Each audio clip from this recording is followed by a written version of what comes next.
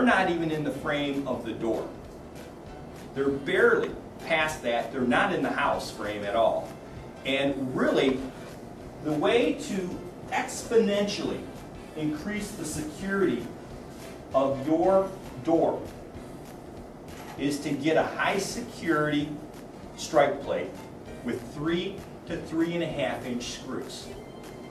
The weakest part of your house right now, unless you have 3.5 inch screws and a high security, high strength strike plate, is going to be your door for your door right now.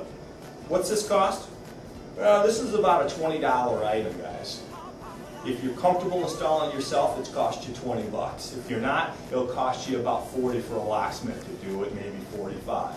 We're not talking a lot of money here, yet this right here will make the guy who goes like this and 3 knocks and it's down not want to go into your house with that system in place. Security systems, we don't install. We recommend people to either, if you don't have a security system, get just even a door alarm. It's inexpensive, it's really cheap, it's just a door sensor that's over your door as soon as the door is opened or even jarred where someone's trying to kick it in and it's actually emotional.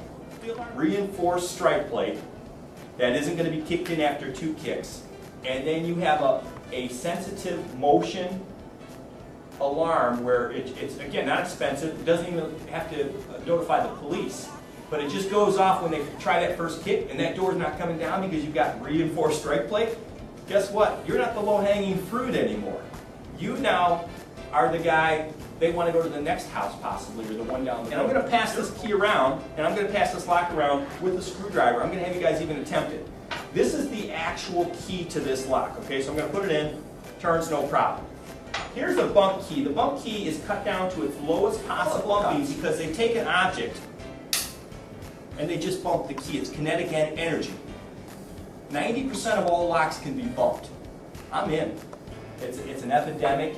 Take the time tonight. If you get a chance, look up bump key on YouTube. They'll have videos show you how to make one. They'll show you how they're getting in the house. I just showed you. I'm going to pass this around. I have a booth out there and I have some keyless locks. Have any of you guys have a keyless lock installed at all, or are you familiar with keyless locks at all? Let me tell you a little bit about them. There's a few different kinds out there, and really that's the trend at this point. The good ones are very secure. They're usually grade 2 or grade 1. And the advantage is you'll never lock yourself out of your house again once you have one installed in your house. But there's some good things and some bad things about these.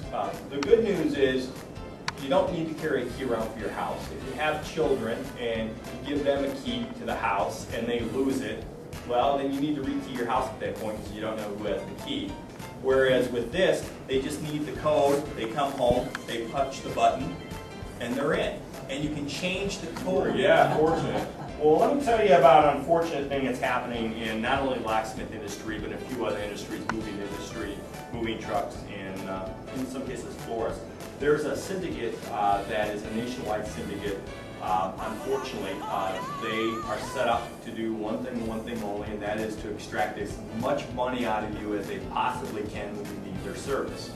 Locksmithing is notorious for this. What makes it unfortunate is a few things, and we're going to talk through them, but they go by about 6 different names.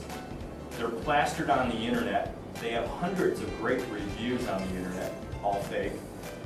And when they quote you a price, they quote you just the service fee. But when they get there, they double and triple up on it going, no, this is just the service fee. Here's my real rate. And in the end, you're paying 2, 3, 4 times more than you'd ever pay.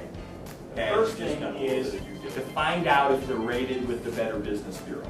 This is a very simple thing to do. All you need to do is go to the BBB website, type in the name of the locksmith. If they're accredited, if they're rated, they're going to just hire a locksmith without checking that out. Are they on Angie's List or Service Magic, and what's their rating? Now, I emphasize these two because I told you, and I'll give a little bit more details, that unfortunately, Google and some of the other search engines are easy to manipulate the reviews. The unscrupulous, the scam type locksmiths have hundreds of great reviews about their service. But if you look closely at the reviews, and I ask you guys to do that, just look up Locksmith Minneapolis and look for Locksmith. They might have 100+ reviews on Google. If you look closely at the reviews, you're going to see that 20 or 30 of them all in one day.